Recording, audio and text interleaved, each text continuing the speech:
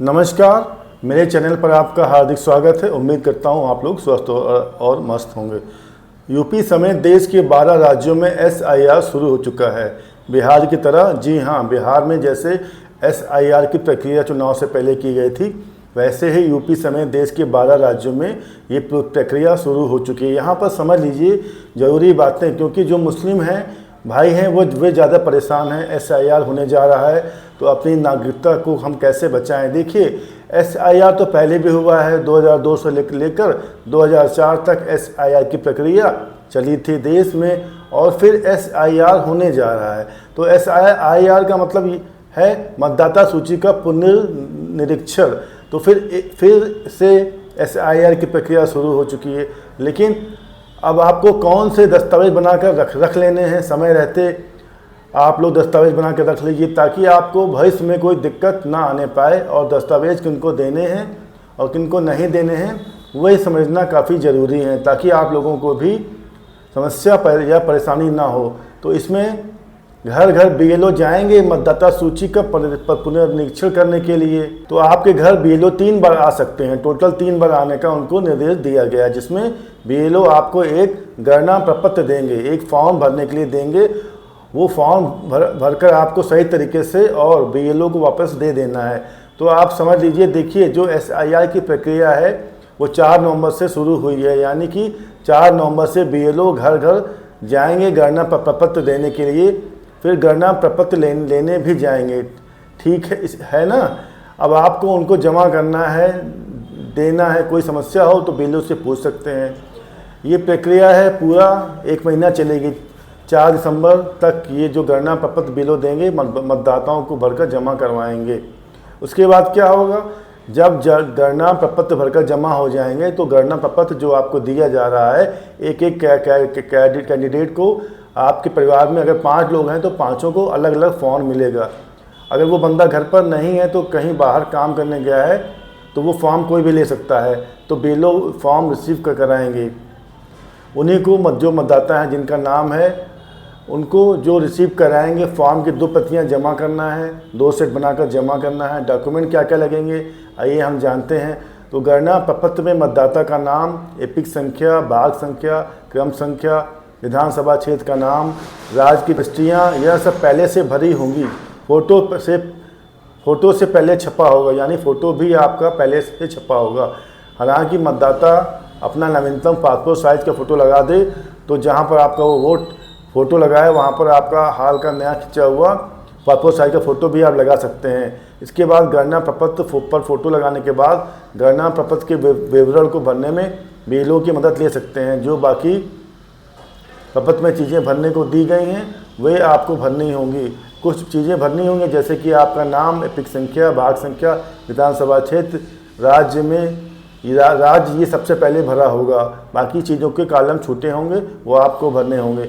और अगर समझ में नहीं आ रहा है तो आप बीएलओ से पूछ कर भर सकते हैं, क्योंकि 1 महीने का टाइम है, कोई हड़बड़ी नहीं है। आप आराम से घर में 2-4 दिन का समय ले लीजिए और फॉर्म को भरकर बीएलओ को दे दीजिए। फ़ोटो वगैरह लगाना है और मतदाता चुनाव आयोग के पोर्टल gov.in से वर्ष 2003 की मतदाता सूची में आपका नाम या अपने संबंधी का नाम देख सकते हैं। तो यहाँ पर समझने वाली बात यह है कि 2003 को एसआईआर हुआ था, तो 2002 से 2004 तक का एसआईआर की प्रक्रिया पहले चली थी। अभी के टाइम में कुछ ज़्यादा ही एनहांस हो रहा है। भैया, एसआईआर हो रहा है, पहले भी हो चुका है, लेकिन सभी के हाथ में मोबाइल है, डिजिटल ज़माना है, और जो है इस वजह से लोग कुछ ज़्यादा ही सुन रहे हैं और परेशान भी हो रहे हैं। यह एक नॉर्मल सी प्रक्रिया है। इसके पहले भी एसआईआर हुआ था। अभी एसआईआर को कुछ ज़्यादा ही महत्व दिया जा रहा है। इसमें ज़्यादा घबराने की ज़रूरत नहीं है, पैनिक होने की ज़रूरत नहीं है। नागरिकता चली जाएगी, हमारा वोट लिस्ट से नाम कट जाएगा। जो नियम है उसके हिसाब से आप लोग बस चलिए। आपको जागरूक होने की ज़रूरत है। भाई, जो दस्तावेज आपसे मांगे जा रहे हैं वे दस्तावेज आप समय रहते बनवा कर रख लीजिए। जो दस्तावेज यहाँ पर बताए गए हैं वो भी मैं आपको बताऊंगा। इनमें से कोई भी दस्तावेज आपको दिखाना है। आधार कार्ड की बात करें तो आधार कार्ड अभी उस तरीके से मान्य नहीं है, जैसे खाली आधार कार्ड दिखा दें तो आपका मतदाता सूची में नाम जुड़ जाए, तो ऐसे तरीके से मान्य नहीं है। केवल पहचान के रूप में आधार कार्ड मान्य होगा। लेकिन लेकिन अगर मतदाता सूची में नाम आपका नहीं है या ऐड होना है या कोई भी है, तो आपको आधार कार्ड के साथ में एक मान्य दस्तावेज आपसे मांगा जाएगा और वो आपको देना होगा। लेकिन किसको देना है, किसको नहीं देना है, वो भी समझेंगे।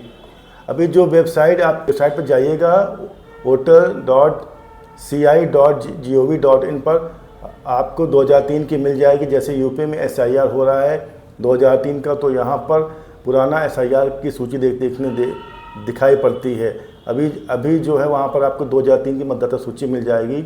वो सूची का प्रिंट आउट निकाल लेना है, जिसमें आप देखिए कहाँ पर आपका नाम है। अगर आपका नाम 2003 की मतदाता सूची में है, अब मान लीजिए अगर जैसा कि हम लोग हैं, हम लोग की कोई एज है, अब मान लीजिए जैसे हम लोग हैं तो हम लोग के बाप दादा, पिता माता दादा बाबा हैं, परिवार के बड़े लोग हैं, उनका नाम 2003 की सूची में होगा। क्योंकि 2003 में हम लोग का वोट नहीं बनना था, इसके बाद बनना है। तो मान लो ऐसे लोग 2003 की सूची में जो यहाँ पर पोर्टल पर पड़ी है पुरानी वाली, उसमें अगर नाम है तो किसका होगा, मम्मी पापा का होगा। उसका नाम सूची में दिख रहा है, उसका नाम, तो वो क्या करेंगे, उसका एक फ़ोटोकॉपी लगा कर जमा कर देंगे, वो भी मान्य होगा। अलग से कोई दस्तावेज नहीं देना पड़ेगा, बस आधार कार्ड लगेगा और जो सूची में आपका नाम है उसकी फ़ोटोकॉपी भरकर 2 सेट में आपको अपने बीएलओ को दे देनी। अब मान लो 2003 की सूची में मम्मी पापा का नाम है, लेकिन हम लोगों का किसी का नहीं है, हम लोग का बाद में वोट बना है, तो हमारा नाम तो सूची में नहीं होगा, तो क्या करेंगे। मम्मी पापा का नाम है ना, बस तो हमें क्या फ़ोटोकॉपी निकालना है साइड से और गणना पत्र भरना है और उस फोटोकॉपी पे घेरा लगाना है। उसमें जो विवरण मम्मी पापा का है वो भर देना और घेरा लगा के दिखा देना है, ये मेरे मम्मी पापा हैं, ये मेरे पापा हैं, इनका वोटर कार्ड बना हुआ है, मतदाता सूची में इनका नाम है, उनके हम पुत्र या पुत्री हैं। इस तरीके से जो आपका अगर वोट बना है, आपका नया सूची में होगा, उसका नाम होगा, उसका अगर फ़ोटोकॉपी मिलता है तो लगा देना, दोनों का लिंक हो जाएगा, मैच हो जाएगा। अलग से कोई दस्तावेज आपको नहीं देने हैं, बस आधार कार्ड देना है, आपका फॉर्म जमा हो जाएगा। कोई दिक्कत की बात नहीं है। बस आती है बात 2003 की सूची में नाम नहीं है और उनके मम्मी पापा का नाम भी नहीं है, उनके बाबा और दादी का भी नाम नहीं है, बस बाप दादा का नाम सूची में नहीं है, खुद का भी नहीं है, मम्मी पापा का भी नहीं है, बाबा दादी का भी नहीं है, तो आप कैसे अप्रूव करेंगे। ये कंडीशन सबसे ज़्यादा क्रिटिकल है। तो ऐसे में आपको 11 प्रकार के दस्तावेज बताए गए थे। बिहार में भी SIR हुआ था तो बताए गए थे, वही दस्तावेज आप लोगों को दिखाना पड़ेगा। पहले आधार कार्ड तो आपका लगेगा ही पहचान के रूप में, लेकिन 12 प्रकार के दस्तावेज कार्ड को मिलाकर 12 प्रकार के भी हो गए हैं दस्तावेज। लेकिन आधार कार्ड पूरी तरह से अकेले मान नहीं होगा, आपको आधार कार्ड के अलावा 11 दस्तावेज जो और अदर हैं उनको भी दिखाना होगा। बात करते हैं आपका 2 से 3 इम्पोर्टेंट दस्तावेज हैं, वो आपके पास होना ज़रूरी है। अभी आपके पास समय है, भले SIR की प्रक्रिया शुरू हो चुकी है। 4 नवंबर से आप अपने जो डॉक्यूमेंट को तैयार करके रख लें, आप संभाल कर बना कर रख लें।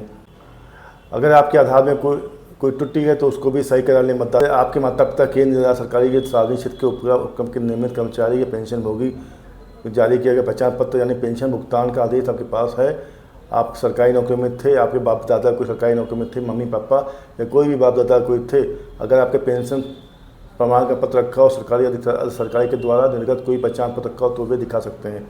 1 जुलाई 1987 के पहले सरकार स्थानीय कार्यक्रमों में, बैंकों, डाकघरों में, LIC, सार्वजनिक क्षेत्र के उपक्रम द्वारा जारी किया गया पहचान पत्र या प्रमाण पत्र आपका होगा तो नहीं होगा। आपके मम्मी पापा दादा दादी किसी का 1987 से पहले कोई सरकारी स्थानीय प्राधिकरण, बैंक या डाकघर, LIC कोई भी पहचान पत्र वगैरह चाहिए वो भी दिखा सकते हैं।